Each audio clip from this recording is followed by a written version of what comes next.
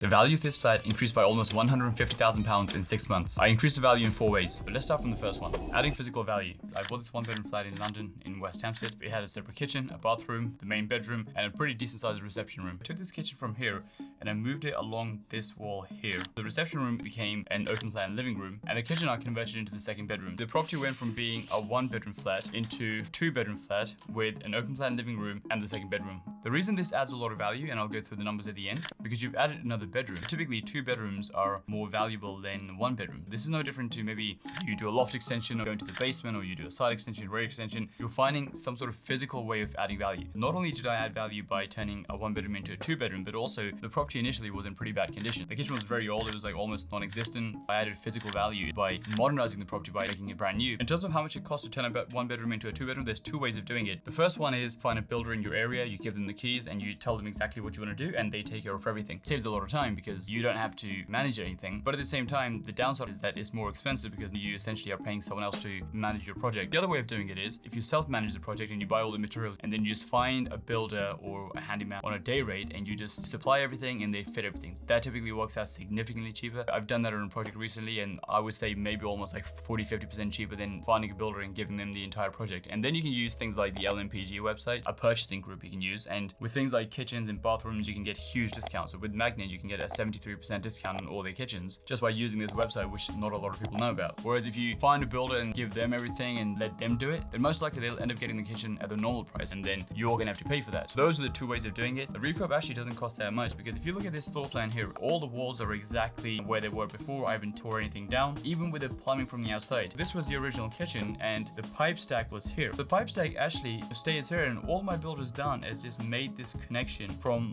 the original point and he's just put it into the wall here and it just goes into the sink in the corner and it's all good. It's just a very simple cosmetic refurb. Value you're adding by turning into a 2-bed is significantly more in most areas than the cost of actually doing it. That is how you add physical value. Then we get on to the second way, which is adding value before even buying the property. This property came onto Rightmove for £365,000 in around mid-2019. There were a few different issues with it. The first one was that it had a short lease, which I'll explain in a second what that means. And the second, it also has Japanese knotweed. It's just a type of weed which can grow really fast. I think it's something to do with the roots getting underneath the building and it messes with the structure of the building. But in this case, they had contained it and it was like 10 meters away from the building itself. So it was safe, but at the same time, there was that slight issue there from that point of view. It was on for $365 initially. We ended up negotiating and we got it for $337,000, almost 10% lower than what it was. The reason you want to try to get some sort of discount is because in property already, you're making money in 2 ways. You're either adding value or you're buying at a good price and you get some value from that perspective because you already have a buffer in place when you bought the property. From memory, it was a probate property. What happened was someone had passed away, their kids now had the property, and there was like a bit of a legal process you have to go through in order to get the legal rights. By the time the exchange finally was about to happen, it was March of 2020. That is when COVID started. And when COVID started, all the media reports were the property prices are going to crash. I wasn't very comfortable paying the 337 because if the prices went down by a further 10%, then I was going to take that hit when it came to buying the property. At that stage, we negotiated another 10% and we ended up buying the property for $303,000 rather than the initial price, which was the $365,000. So by the end of it, we ended up getting about a 20% discount on this particular project because of the issues in the market, because of the issues with property itself, like Japanese knotweed. And that is the second way you add value, which is buy at a good price. You already have a buffer in place and that helps maximize profits. The third way of adding value is by adding paper value. So what I mean is this property here was a 1-bedroom flat. Typically with flats, they're leasehold and they're not freehold. If you have a flat in the building, you don't technically own your flat. You own it for 125 years, 200 years, 900 years. The building is owned by the freeholder. You lease your flat in that building for 100 plus years. 125-year lease is normal. As the lease gets shorter and shorter, it becomes more and more expensive because there's less years left in the lease. And if you want to get it back up, you have to pay more money. And what happens is the shorter the lease gets, it actually gets exponentially more expensive in order to get it back to the 125 mark. The lease on this property was 87 years. 87 years isn't necessarily that short. I think anything sub 80 starts to become on the shorter side of things, but 87 isn't 125 125. That was one of the reasons I negotiated as well. Now, a lot of people avoid these properties because they think I want a freehold property. I don't want to keep renewing the lease every 20 years. But that is where you can actually make a lot of money. In order to get it back up to 125 years, I had to pay about £11,000. I've extended my lease by 38 years. In 38 years, this property is going to be worth significantly more than my cost of £11,000. When the property was 87 years lease, I had turned it into a 2-bedroom property and all the works were done. I then got the bank to revalue the property and they valued it at 415 years based on an 87-year lease. But there was a bit of a mistake and they didn't realize that I had actually extended to 125 years. They just assumed it was still at 87 years. And so when I said to them, hold on a sec, I've actually extended to 125 years, it's not 87 years anymore, they changed the valuation to £450,000. That is an increase of £35,000 just based on the fact that one is 87 years lease and one is 125 year lease. That is how much paper value is added. And the reason I say it's paper value is because it's not like some physical, tangible thing. It's just a piece of paper which holds a value. In order to extend the lease, it only cost me £11,000. The paper profit was £24,000, and extending a lease is much easier than doing refurbs because you don't have to deal with builders, buy materials, any of that. The solicitor essentially does the whole thing for you. The other way you can add paper value, typically, not on this project, but if you, for example, get planning permissions, let's say you have a piece of land and it's worth £100,000. You then get planning permission on that land to build 10 houses. That land is probably now worth £10 million. The land is exactly the same. The only difference is that land now comes with a piece of paper which says you can build 10 houses. That's why I say it's paper value, because the paper holds all the value. The physical property, the physical land has not changed from what it was before. In a very similar way, this property has not changed. When it was a 2-bed at 87 years compared to 125 years, the flat is exactly the same. The final way you can add value is by pulling as much money out as possible and maximizing your return. Technically, this isn't adding value, but it's maximizing the amount of money you make in the process. I bought the property for £303,000. The cost to turn it into a 2-bedroom cost £84,000, and that includes stamp duty, which was £14,300. The refurb cost me £26,000. Furniture and a few other costs in there cost £16,408. The lease extension, it actually cost £13,979. And then there were legal fees, so solicitor fees, those sort of things,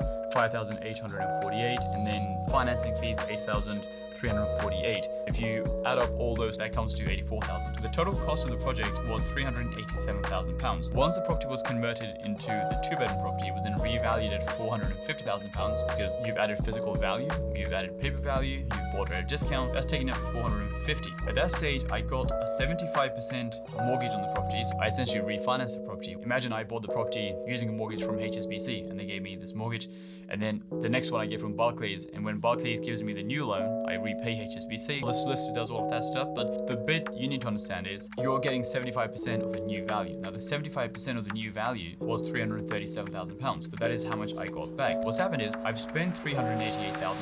Once it's finished, I've then got £337,000 back. Really, the only investment I still have in this property, how much it's really cost me, is the difference between this and this, which is this section here, which comes to around £50,000. That is what some people would say is money left in. That is how much of my investment, how much of my capital is still tied up in this property. The profit, if I, for example, was to sell this property, is the difference between £450,000, what it's worth, and what it's cost me, £387,000, which in this case is £63,000.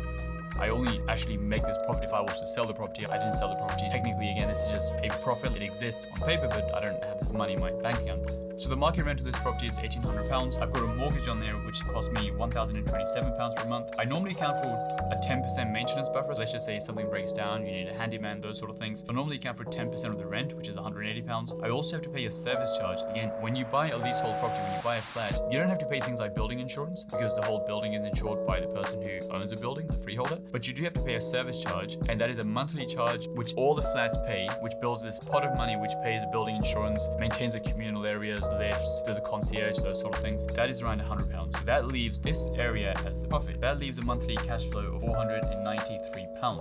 Across 12 months for the entire year, you would just multiply that by 12, so that would come to £5,916. In order to work out the return on investment, how much money you're making divided by how much money it cost you, in this case, the ROI would be £5,916 divided by how much it's cost me, which in this case has cost me by the end £50,000, divided by £50,000, so 11.8% ROIs. By the way, at the time of making this video, with interest rates changing, that is going to be reduced because you're not going to make as much cash flow when mortgages go up. The cash flow is going to take a bit of a hit, but you've still made the £63,000, which is a profit. Plus, the longer you hold this property, the property is going to appreciate, so you make money that way as well. The cash flow should really be the added bonus on top rather than solely maybe just relying on this from a cash flow point of view in the short term, that is, because the rates are going to go up.